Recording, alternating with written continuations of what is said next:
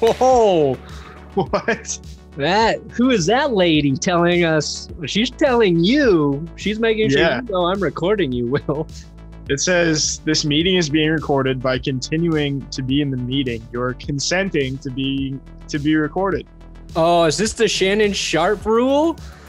I think it might be. This is the Shannon Sharp Zoom Yeah. implementation. We got sharp. We got sharped, baby. Welcome to That's Good Broncos podcast. I'm Brendan Perna here with Will Keys. You can follow this podcast on YouTube. That's Good Broncos. You can subscribe there and watch. You can watch it. You can see our dumb faces, or you can just listen to it wherever the freak you listen to podcasts. Today's episode brought to you by DraftKings Sportsbook. It is America's top-rated sportsbook app. Use code DNVR when you sign up. And also my coffee company, benchwarmerbrew.com. Will, did you get your Benchwarmer shirt? Did I ever? And It's looking sharp. It's my new favorite shirt. Feels great. It's a tremendous color. It looks good. I've gotten trillions of compliments already. Trillions. I really haven't taken it off since I got it in the mail yesterday. I showered with it on, slept with it. Perfect. Used it to wipe up my sweat after a run. It's all purpose. It was my jizz rag. It was everything for me. Yeah, well, I was thinking about saying that, but I didn't know how I should. I didn't know if it'd be good. Associate my coffee company with. I shouldn't associate it with a jizz. Is that what you're saying? Look. At the end of the day, it's your company, and you can associate it with whatever you want to. Yeah, I think that's a good sales angle. Wow. Yeah, everybody knows the sham wow. Yeah. The ultimate jizz rat. The cotton so soft that it will soak up any amount of jizz. I mean, it probably will. I've not tested it. But I'm gonna get a call from my business partner, like, we gave you freedom to do this however you want, and now we're going to change that. We thought nothing was over the line until now. Nah, he's cool. DraftKings has disavowed us. Yeah, DraftKings on the other hand. Okay, so we're in June. This is where football news really dies. We've got some trades that could happen. Some Aaron Rodgers stuff we'll talk about in a minute, and then Broncos OTA stuff. I did want to say I'll be on the three-ring circus Friday filling in for Ryan Koenigsberg. So make sure you come and check us out there. The show will be better since I'm filling in for Ryan. In studio, right? What's that? In studio? Oh, yeah. I got to go in studio, which I said I would do it. And then Ryan's like, you realize that's in studio, right? And I was like, oh, fuck, I got to leave my house to do this? I got to leave my house? So if I don't get a video up Friday on my main channel, it's because I had to drive to East Colfax. No. Do they have their headquarters like above the bar? Is that it? Yeah, it's pretty cool up there. The bar's nice. Great. Their studio's nice. Like, I wish I worked there from like every day. Felt like a real businessman. That'd be trouble from a health standpoint. I feel like Oh yeah, it would be working above a bar every day. Being around all that whiskey would be bad. I mean, I keep a lot of whiskey at my house. Yeah, it's true. It's fair. Last night was the first night I didn't drink in like 2 weeks. So that's okay. Feeling fresh. It's amazing how much better you sleep with no booze in your body. Yeah, it's wild. It's truly wild. Like you fall asleep better with booze, but the quality of sleep never is good. No, you wake up at like 5:30 a.m., the crack of dawn, your heart's going off. You feel like you got hit by a bus. It's probably not great for you, breaking news, but it's just so much fun that we endorse binge drinking on this podcast. Yeah. Surprisingly, I worked out more and harder these last 2 weeks because I was trying to compensate for drinking every night. Just another reason why it's good. Yeah, just flushing out, just sweating it all out. Oh boy, do you sweat? Yeah, Oh, yeah. Booze will make you sweat. yeah. You're like, oh, I am ripe. All right, so Anyway. we got Aaron Rodgers to talk about. Aaron Rodgers was enjoying some whiskey, I think, last weekend in Hawaii. Yeah. Once you get on the acoustic guitar and start playing, I can't remember the name of that country song, but you hear it at every country bar you'll ever go to. There's got to be some alcohol involved. Miles Teller was there, Shailene Woodley. I guess the point is that he's not at OTAs, but another interesting point that Tom Pelissero pointed out from NFL.com, the Packers have cleared $4.4 million in cap space this last week, including signing Robert Tonyan. So Pelissero was saying the Green Bay has been tight up against the cap all offseason, but they wouldn't need these nickel and dime moves if they traded Aaron Rodgers, freeing up over $16 million in cap space. Clearing cap now is another indication they're planning for the NFL MVP to be on the team in 2021. What do you think about this? I think we're trying to make an Aaron Rodgers story out of anything that happens with the Packers, and rightfully so. I don't think what the Packers are doing has anything to do with whether or not Aaron Rodgers comes back and plays for them, because I believe the only person who's going to decide that is actually Aaron Rodgers. So maybe there's been conversations where they feel like they've cooled some of the flames that have burned their relationship, and that he will come back and play.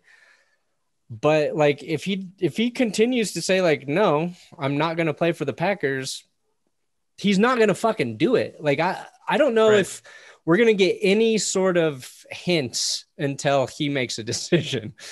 I think, like, I don't know what their exact cap situation is, but, you know, freeing up this money, like they've got rookies they need to sign. Like, I don't know if, you know, obviously, yes, if they are going to trade him, they wouldn't have to worry about doing this now, but like, why not do this now anyway and prepare as if Rodgers is coming back? And then if he doesn't, you've already done, you know, the boring shit. So, and I defend this because, yes, I'm trying to defend my hopes that Aaron Rodgers comes to the Broncos. But yeah, I honestly think it's just, he's the wild card. We've talked about it. He's a different dude. He's going to do whatever the fuck he wants. And I don't think this means anything. And yeah, and I don't care if anybody on Twitter thinks I'm annoying for tweeting about Aaron Rodgers coming to the Broncos every day. Some guy today was like, I used to really enjoy Brandon Perna, but this last year he's become annoying.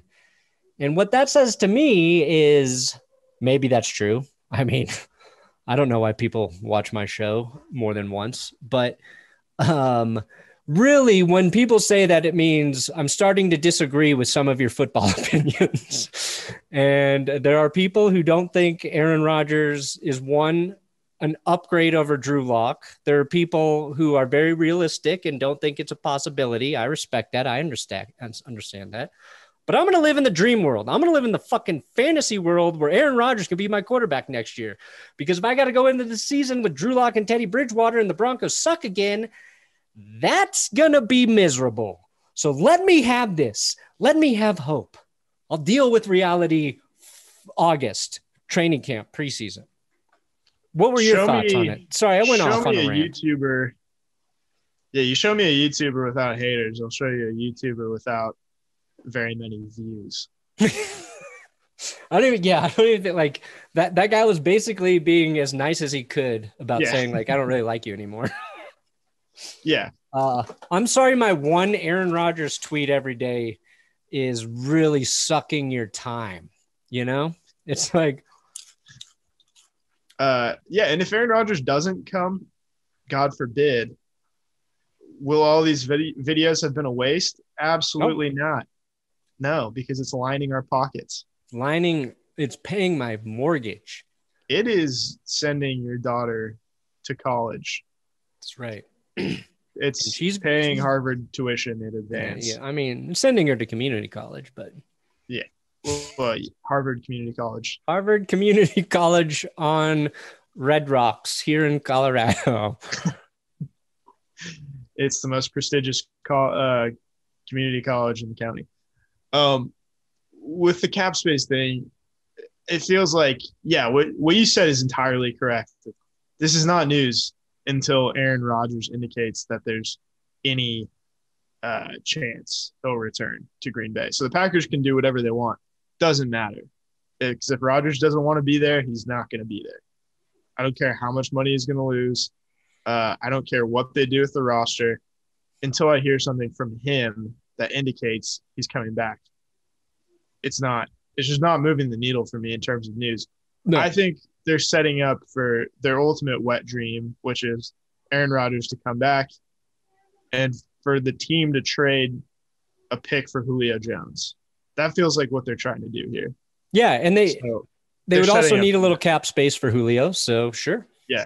And, I mean, honestly, like, if Aaron Rodgers went back to Green Bay, I will be rooting for him and Green Bay, and I would love to see Julio Jones play with Aaron Rodgers because I need somebody, again, in the NFC that can beat the Buccaneers, and giving Rodgers Julio might help a little bit there. This does the whole restructure was to bring big Bob Tunyon back. Rodgers and Tunyon developed great chemistry last year. So, yeah, Rodgers would have Adams. He would have Julio maybe. He would have Tunyon. And he would have – who was like was Alan Lazard, like maybe their second most dangerous, him or MBS? Yeah, Lazard, Valdez-Scantling's nice deep threat. That's a solid group of weapons, and Aaron Jones coming back. Got the running back. You got A.J. Dillon, whose quads are the size of a tree trunk. Oh, yeah. Did you see Giovanni Bernard's quads? No. Oh, we've got a new king of quads. Like, that's surprising. He's not a very big dude. No, but yeah, I think you forget. Like, even like the little running backs just have legs that are thick. And yeah, you have to be. His are different, I think, because he is smaller. It's like his muscles had muscles. There's like all these rippling muscles with extra little muscles on it. Also, it's June when quad picks start showing up. All the quad picks coming to town. All right, Will, DraftKings Sportsbook. It's not only my favorite sportsbook, but it's also America's top-rated sportsbook. It's also the only book I can read. And I love using DraftKings Sportsbook because it's easy to navigate, has plenty of instructions for new bettors, and nearly limitless ways to get in on all of the action. My friends and family have been loving DraftKings Sportsbook, and I know you will too. So listen up to this great offer. DraftKings Sportsbook is putting you courtside with a chance to turn $1 into $100 in site credits. That's right. Pick any basketball team that is still in contention, bet $1, and if that team wins, you win $100 in site credits. Don't forget, DraftKings Sportsbook also offers great odds and promotions on baseball, hockey, and so much more all week, every week.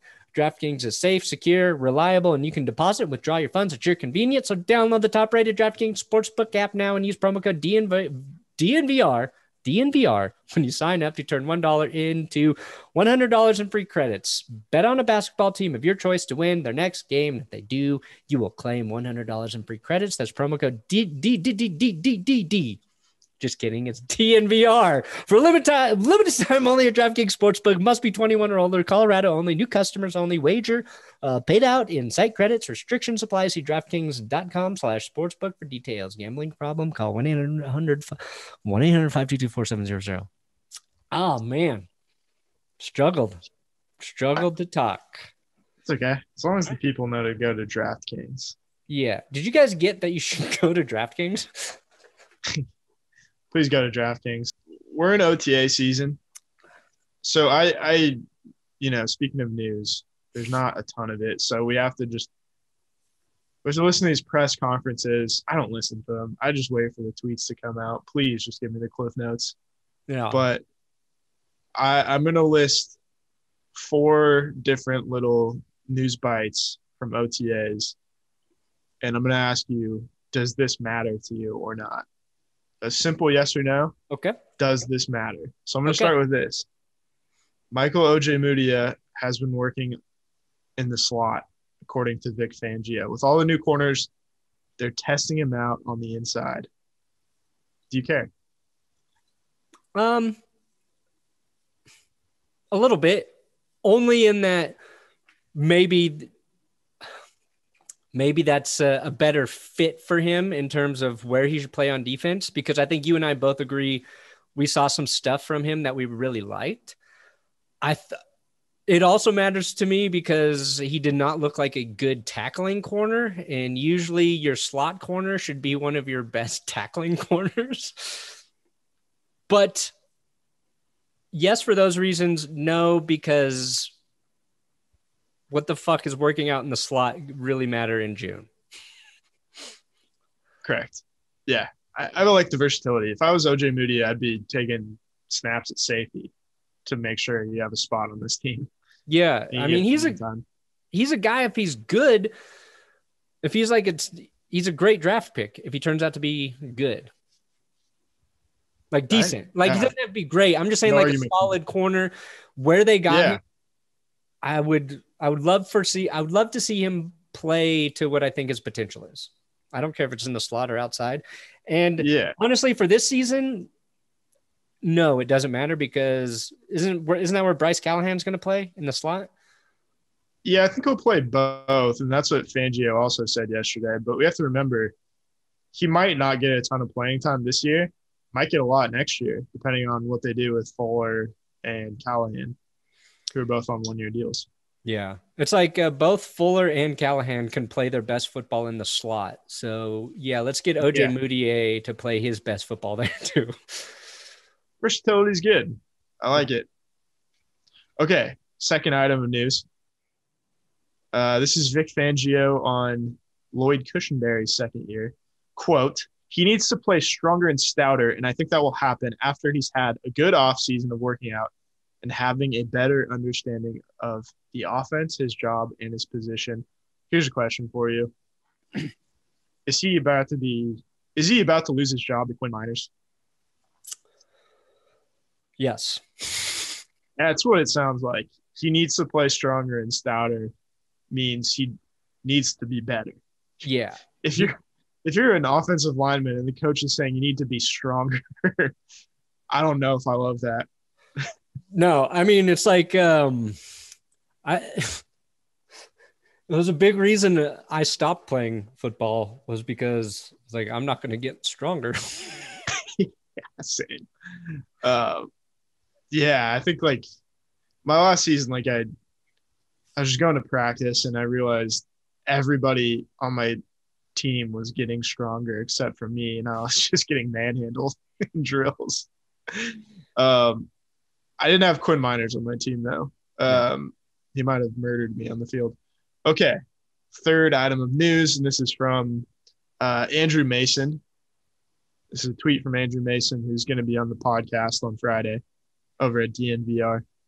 He said, don't want to put too much on an OTA, but Jerry Jeudy was sensational today. His routes are crisp. He generated separation downfield, caught everything thrown his way, and 2 deep receptions with perfectly placed / timed passes from Teddy Bridgewater showing emerging chemistry there. Does this matter to you? Andrew Mason, I'm sorry to say this. No, it does not. Oh, slap in the face. What do we know about Jerry Jeudy? Great separation. Struggles catching the ball. Let me see him catch a fucking ball in traffic. That's all I want. No, I think Jeudy will be better at catching balls on the field. I thought the more interesting thing was Jeudy saying, was Jeudy the one who said that Locke throws the ball hard with zip and Bridgewater throws more of a floater? Yeah. Yeah. To me, it sounds, and I think like you say floater, it sounds like a knock on Teddy. But to me, it says Teddy knows when he needs to throw it hard. Right. You know what I mean? Like that's what, like young quarterbacks with big arms. We saw that with Cutler. I'm sure John Elway was like that a lot early in his career, where they throw the ball too hard when they don't need to, just because they've got all that strength. And Teddy Bridgewater has never been like a gunslinger or had that strong arm, but I think of like a guy like Drew Brees or even Peyton Manning when he was with the Broncos. Yeah, looks like Peyton Manning threw the most floaters of all time. Yeah, and they just get to where they're going. So to me, it says Bridgewater still the more polished QB.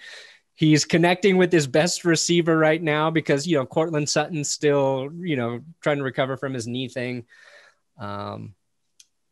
So I actually took a lot away from that, Mason. I retract what I said.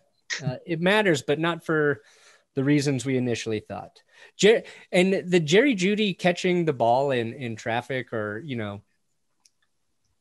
the last two drafts, watching Alabama players' highlights, I was just like, I get that these guys are the best, but the amount of catches that are like NFL catches are so few. It was like how open they were, and they get open because they're so athletic, right? They've got, and their offensive line's always great, where their quarterback has so much time to throw the ball. I'm like, okay, now I really do understand why there's a learning curve there for a guy like Jerry. And the drops weren't as bad as we want to make them out to be, but it was like the noticeable flaw in his game. So that's what we'll be watching for Jerry next. Yeah. Month. I mean, even though they're in the SEC, like the LSU and the Alabama wide receivers are just so like head and shoulders better than anyone in the rest of the conference. Yeah, no, I totally agree with you. It's like playing on air. Okay, fourth one. It's like when they play one of the top tier corners, it's just one of those guys. Yeah. So like, yeah, maybe Jerry Jeudy was being covered by Daryl Stanley. Yeah, or JC Horn or whatever. It was like, well, then fucking got him. Who's the Alabama receiver? Jalen Waddle's not covered by that guy on that player. You know what I mean? Devontae Smith. Right. Yeah. There's always somebody that's going to be open in those offenses. Anyway. Exactly. There's always more good wide receivers than there are good corners. Okay. Vic Fangio said he's been very pleased, speaking of corners, with Patrick Surtain so far. Quote, he's very coachable. He's very calm. He doesn't get flustered. Does this matter? That's a nice compliment from your head coach.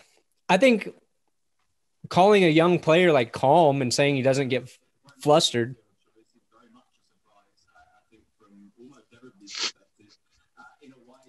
Oh, that's me. Some British guy. But like, if there was one player I would expect that from out of this entire draft, it's Surtain. Like everything everybody said about him is like, he's NFL ready. His dad's been coaching him for this his whole life. Like, of course he's going to be like that. I think some of the other player comments about him have been maybe a little more exciting. Yeah. Von Miller, I think, had good things to say about him. Thought one of the receivers did too.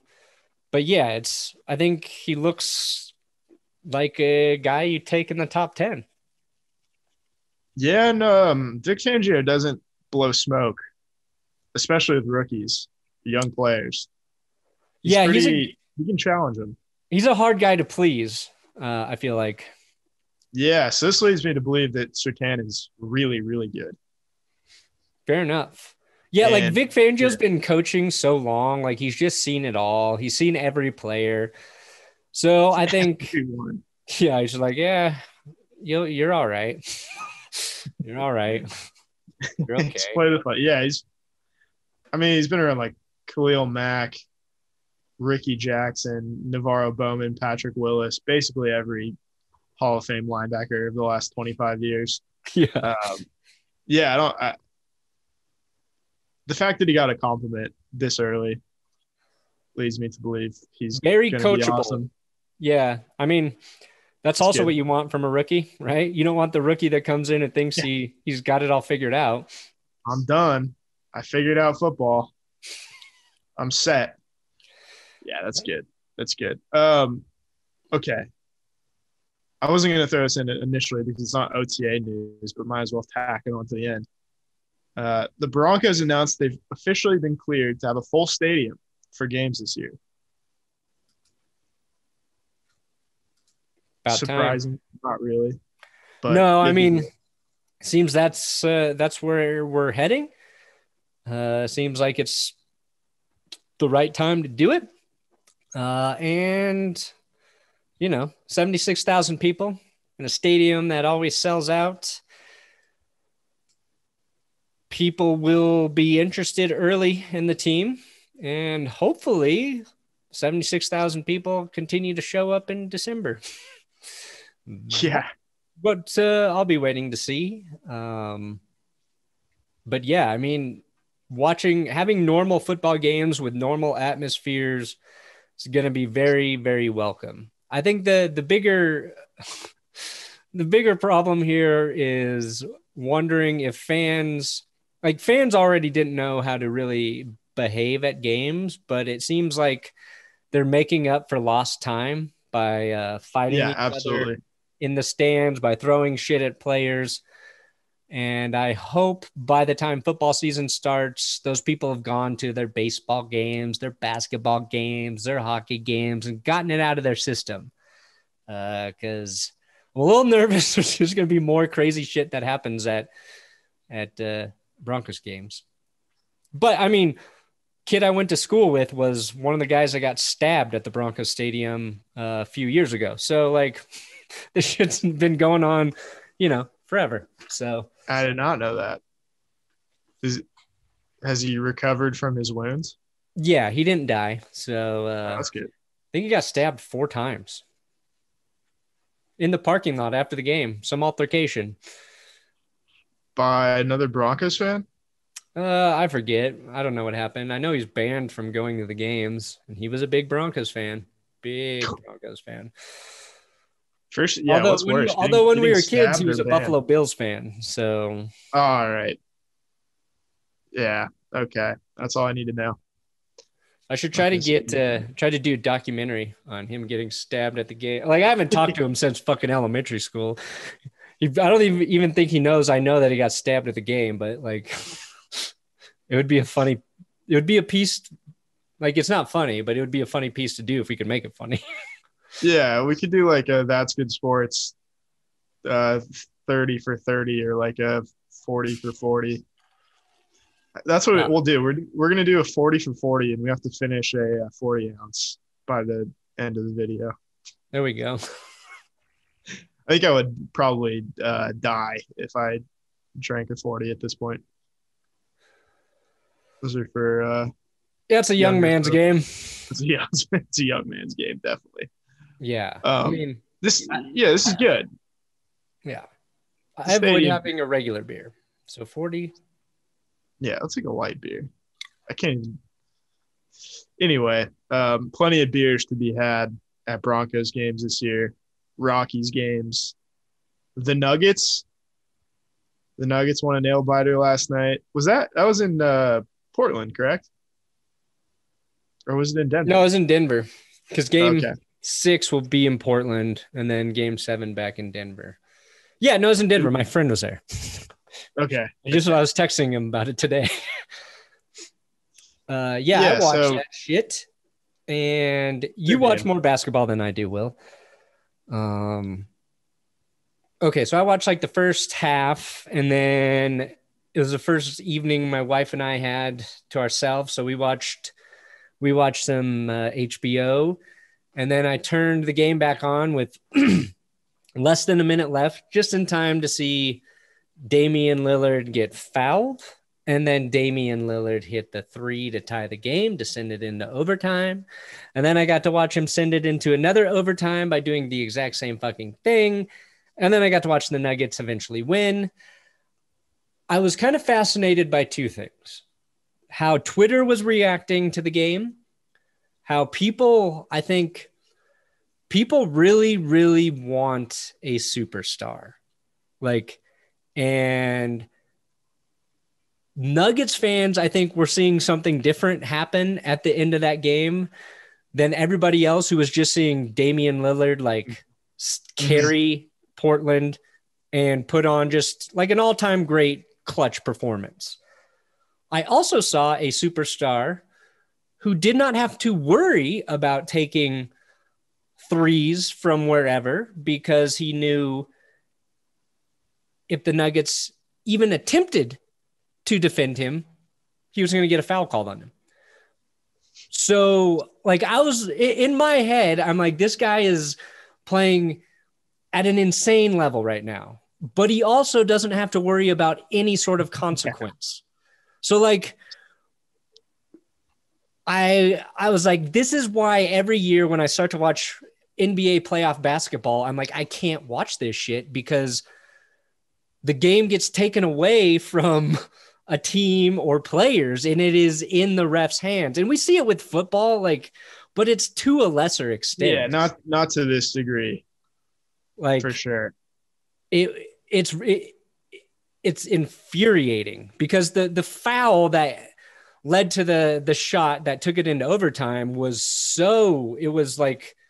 was nothing. It was not a foul that should have been called. It changed the game. But then, like, you know, like any sport, you can argue like maybe the Nuggets should have fouled immediately after that, you know, or doubled him, or they had 3 seconds left and I think a timeout and they just threw the ball in and like took some dumb like half court shot. Like, why not try to get a play there?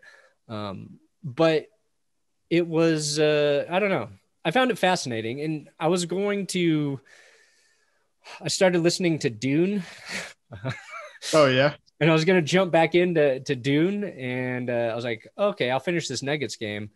I was like, fuck, we're going into overtime. Then we watch another one. I was like, no, I'm tired. I don't even get to go into my fantasy world of Dune. I don't know. What are your thoughts there? What do you think of one, I guess, like, how good is Lillard? And do you hate NBA referees? Yeah, I'll take the second question first. And the answer to that is yes. Deep-seated hatred for them. Yeah, I mean, the NBA, it's not a conspiracy theory to say they have an agenda or they play favorites or they or they, like, you know, if at least, you know, if there's a big gap in the score, like the team that's down is going to get some calls, or the team that's down in the series probably going to get some calls because, you know, the bottom line is they want more games and they want a game 7. I think they want every series to go to 7 games because you make a shit ton of money. And if that wasn't true, then why wouldn't all the first rounds be 5 games? Because they should be. It's a marathon of the first round. Then you have 2 more rounds after that, and you have the finals. It's just it's the only sport where the first round of the playoffs feels like a slog, like the NFL preseason does. And the NFL took the hint and shortened theirs to 3 games. The NBA has lengthened their first round. Yeah, I mean, if you go back to Portland in Game 6, I thought it was in Denver Game 6. I was wrong. Yeah, then odds are, like, it's going 7 games.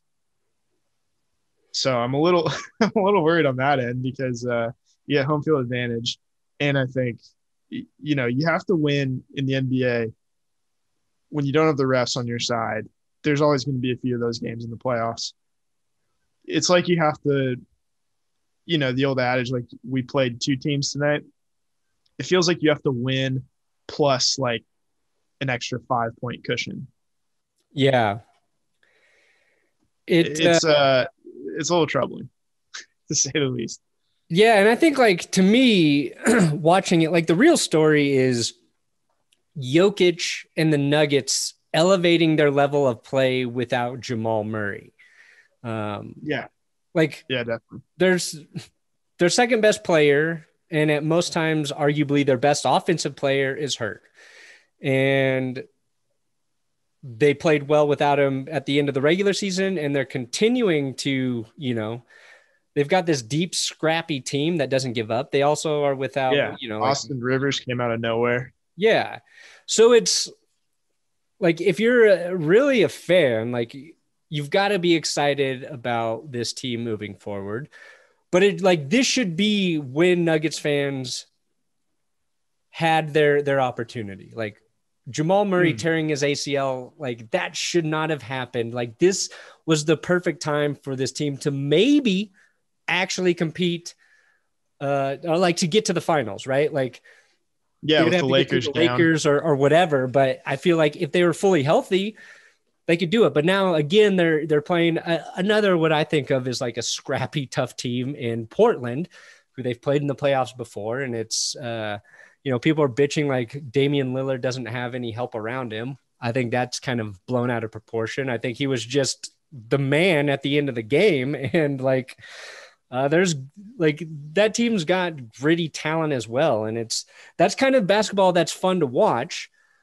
So there's also this weird thing where, like, if the refs weren't giving those calls and the Nuggets just win it in regulation, it's not as interesting of a game. It doesn't go into 2 overtimes, and people aren't polarized over it. We're talking about it now. Right? Yeah, exactly. Would we be talking about the game if they hung on to win by 10? Yeah, it's like, if it were officiated the way I think most people want basketball to be officiated, it wouldn't have been as good of a game. Yeah. It's just it's catch-22. Yeah. But anyway, like, I was stressed out watching it, and I was like, I don't want to do this right now. Like, I don't want to be stressed out about sports. I want to turn on like the Avalanche and see them fucking wipe the Kings 7-1. Yeah. But the Nuggets, they stress me out too much. It's like, it's always close in the playoffs, and I have to detach from that because I put so much of that energy into the football season. Except I for, mean, the first half of the football season, then right, the Broncos, there's no reason to get stressed. I will say, it feels so much better. I know the last postseason was an incredible time for the Nuggets and for their fans, but this one's so much better already just because they can be there in person. Yeah. And it doesn't feel like this weird kind of simulation of the playoffs, right, like it was last year in the bubble. So we got sports back. The first round's heating up, at least. Try not to throw anything at the players if you can help it. People in Boston are, very predictable. If it goes to 7, who knows? Like, maybe we'll stream a game. Well, who knows? So look out. Yeah, for that. Nuggets Blazers goes to Game 7. Good chance we'll stream on the main channel. Good chance. We will not know exactly what we're talking about, myself included. But if you don't necessarily know what you're talking about either, hey, we might be the people to watch the game with. Exactly. I think Damien Lillard should come to the Nuggets after this season. Honestly, I think I saw a tweet from somebody replying to you where if you beat a team in the playoffs, you get to take one of their players. And that's the greatest idea I've ever heard. Yes. Then the NBA wouldn't have to have the super teams. They could form through the playoffs. They could form organically. Yeah. It's like it would solve a lot of problems, I think. Yeah. I mean, it would just be people kind of like they were excited about him. And there's a lot of people who don't like him. I don't know enough. I don't follow basketball closely enough to really like or dislike players, except for maybe like having an opinion on like LeBron James or something. But the Nuggets have never had somebody who could just murder you with threes like that. And yeah, Jamal Murray was like almost that. I think Murray when and like Murray's a little more. I feel like Murray was a little more of a complete scorer, but He had the range, and Michael Porter Jr., when he's been hot this year, can, hit the threes, and he had a clutch three in this game. But like, there's guys like Steph Curry or what Lillard was. I don't know if Lillard does that all the time. But like, to me, that's just, I want to have that. It's like, Yes. the Broncos succeeding with like a mobile quarterback. Like, I want that again. Because as good as Peyton Manning was, that just wasn't part of the game. So, you kind of want like the thing you can't have or that you don't have. And Jokic just plays completely different type of basketball.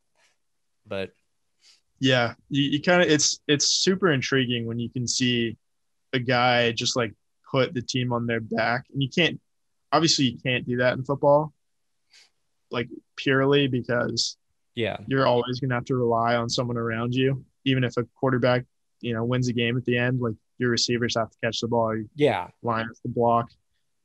In basketball, you can just play one-on-one isolation. That's what, it's just like, it's totally fascinating at times. Like when they give the ball to a single player and just say like, clear out, he's either going to score or we're going to lose.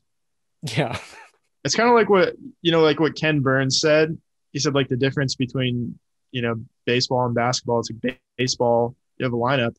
And if you got 2 outs in the bottom of the ninth and you need a home run or just to extend the game, like if you're 9 hitters up, you're 9 hitters up. You got to hope he comes through. In basketball, at the end of the game, like you always inbound the ball to Michael Jordan. Yeah, you're not giving it to trying to think of the obscure Bulls player, Bill Wennington. I don't know. Right. It's just a completely different game. It's very fascinating to watch, especially in the playoffs. Yeah. Baseball would be fun if after the 9th inning, you could just put in whatever hitters you want. Yeah, I think so. In whatever order you want. Like if a guy just scored, like your best hitter just scored, you could throw him back out there to hit again. Yeah, as long as he's not on the bases. Yeah. I love this idea, actually. If it goes after like 15 innings, then he can come off the base and just keep hitting. Ghost runner? Yeah. Ghost? No, I mean, you could get a pinch runner?